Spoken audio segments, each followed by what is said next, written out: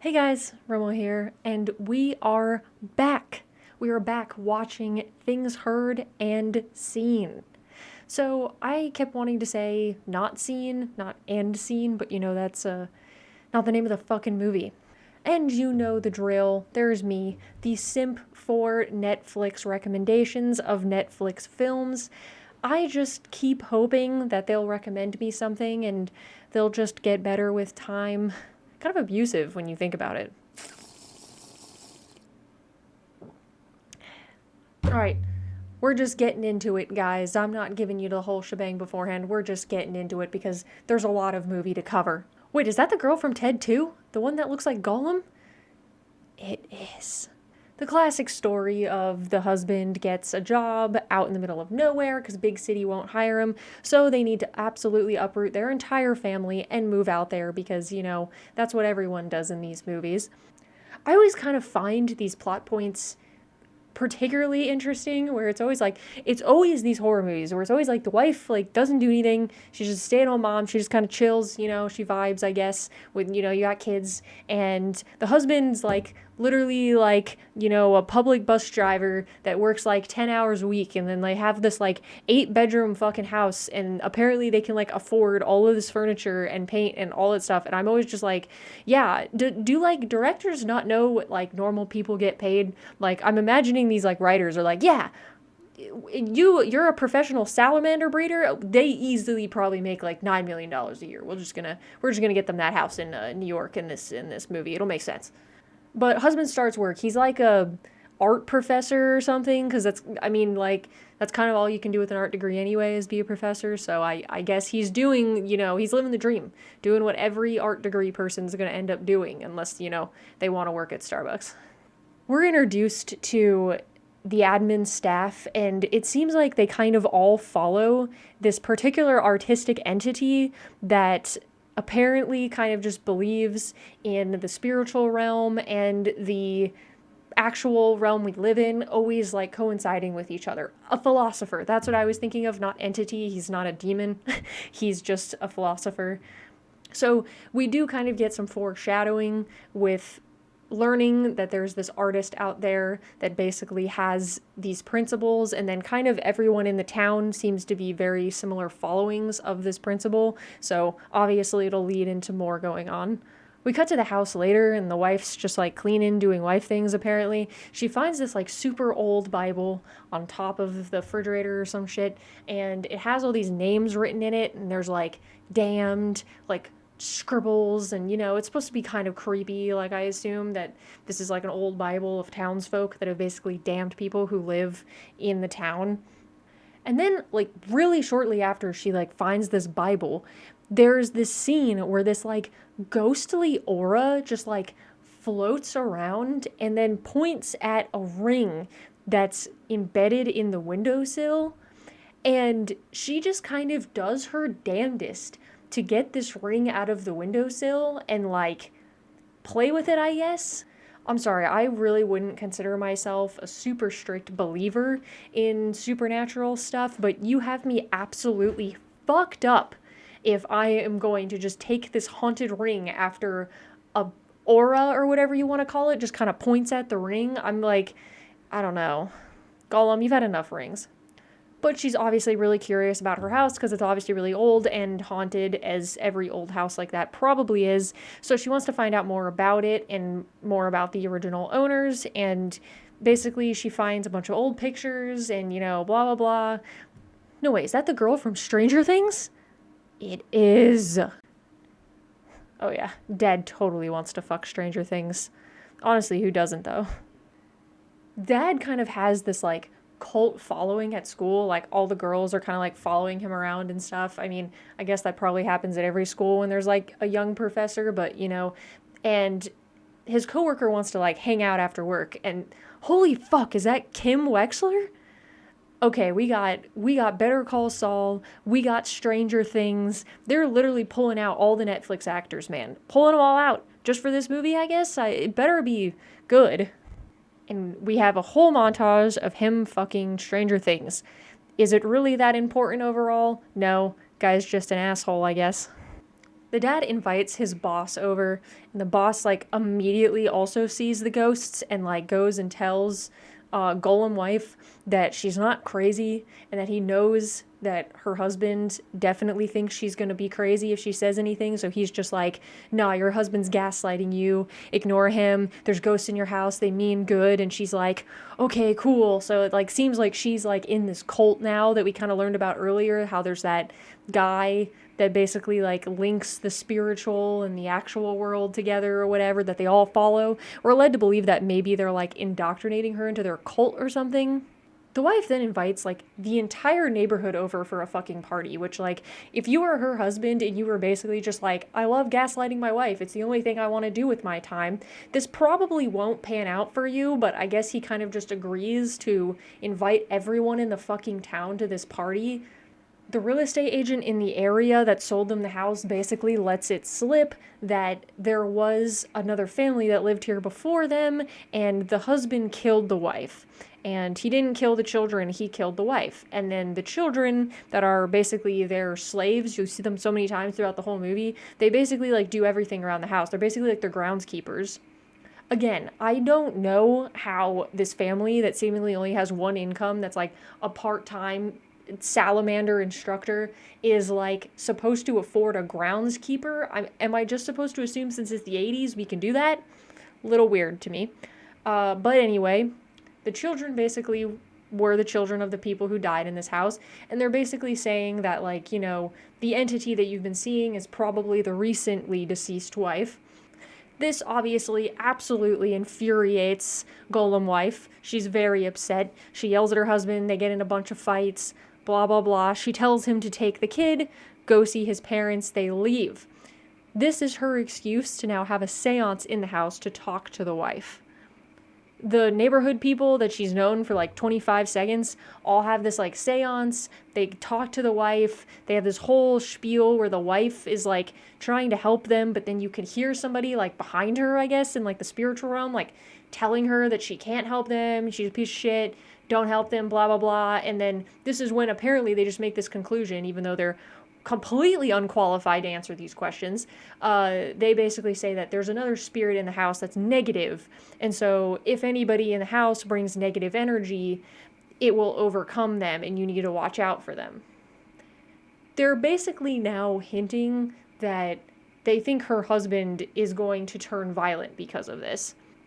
This is kind of funny because later on, as he does turn more manipulative and violent, the townsfolk absolutely do nothing to stop it, even though they did just spend like 20 minutes explaining to her like, "Hey, your husband's probably going to get dangerous now. There's this really negative spirit in your house, so just watch out, I guess."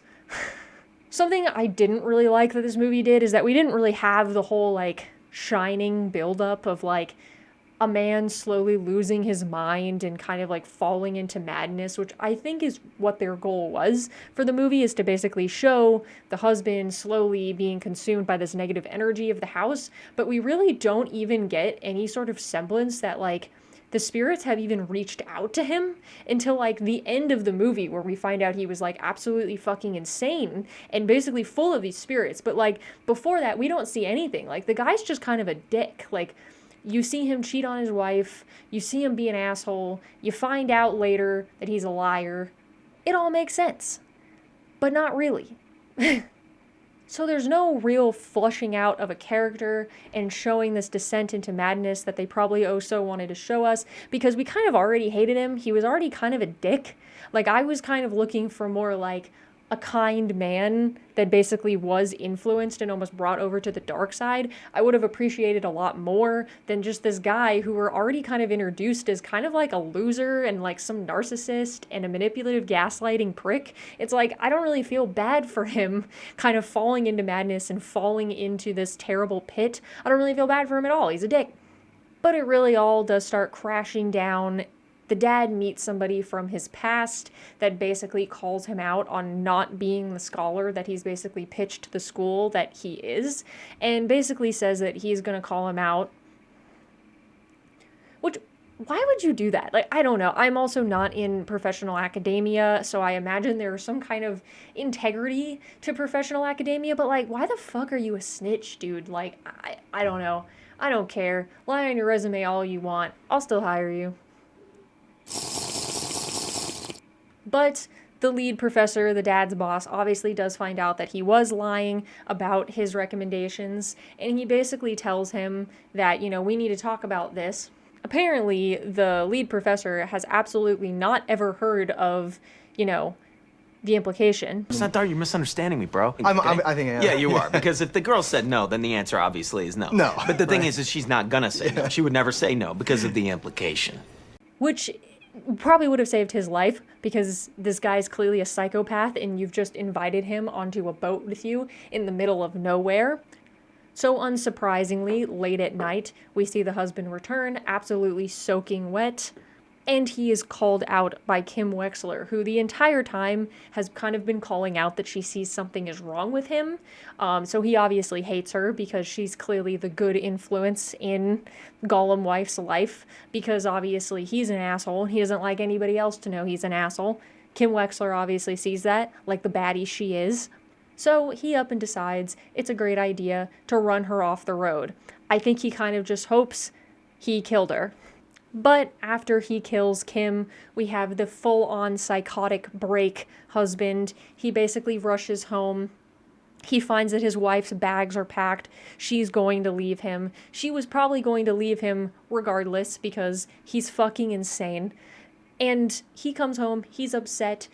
We basically end up having less than 2 minutes of dialogue in the movie before we get a chase scene and a kill scene. He just straight up axes the wife. There's not even like a cool death scene. There's nothing badass about it. I'll be honest, this is one of the most underwhelming death scenes that I've fucking seen in a long time in modern media. But he just goes ahead and axes her, just decides to murder her, I guess. And he has this whole brilliant plan, I guess, set up because, I'm sure he's really familiar with how to get away with murder. He goes and he tells the cops that, someone broke into his house and then killed his wife. The cops don't believe him at all. And I wonder why. It's because they literally told her weeks ago that her husband was going to become violent and to watch out for him. And no one in the town remotely watches out for her at all after they say this. I would assume maybe Kim Wexler kind of does, but not really. You've basically told this woman that you think her husband's going to turn violent and possibly harm her, and then absolutely nobody reached out to her and asked if she was okay every day. It was, kind of a weird thing to say and then never follow up on. But obviously they need concrete evidence. They need evidence that he's a bad guy because, the spirits aren't necessarily evidence. I understand this is the 80s, probably, because, how else are you going to afford a house like that other than the 80s, I wish I was buying a house in the 80s in LA. I was too busy not being alive, so guess that's my fault. Their only real concrete proof would be Kim Wexler, except she's in a coma, so we only have the hope that she'll wake up. The dad's fancy lawyers basically whisk him away because, they are from New York after all, so, there's that. At the end, we get this really, really weird, cryptic scene where basically his mom takes a phone call for him and is like, one of your friends called, and he's basically like, I don't have any fucking friends, what are you talking about? And she basically just goes, yeah, she left a note for you, and hands him this note, and it's basically from Kim Wexler that just says, basically, I lived, bitch. We get basically a final scene of the cop coming into Kim Wexler's room to talk to her, which would then lead to his arrest because obviously she can say that he ran her off the road after she basically saw him kill the lead professor. And we move into our final scene that's supposed to be extremely artistic, I imagine, and kind of just out there, where he just boats into the Hudson River and he's trying to get across because he's, I guess, trying to kill Kim Wexler, and apparently he doesn't have a car, I don't fucking know. And he just sails into hell, hell just eats him, apparently.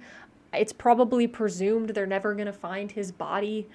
And maybe if I appreciated art, I would appreciate the ending in the movie a little bit more.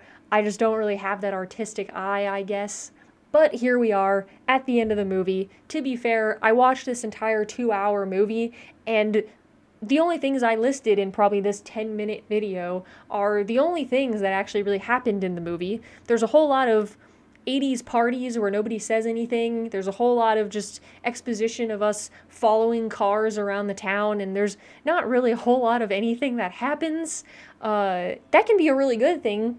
Quiet in movies can be a really good thing, a really powerful tool to set up a scene, set up something cool, but I don't really think this movie executed that properly. But Netflix did throw some of their top actors, in my opinion, at this movie. So, maybe it's actually worth checking out. Maybe I just have a really stupid brain who doesn't really like art and I just didn't really appreciate it as much.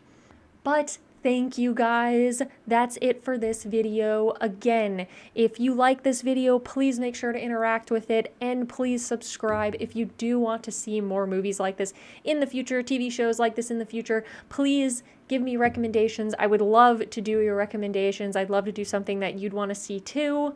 And as always, I love you and see you guys next time. Bye.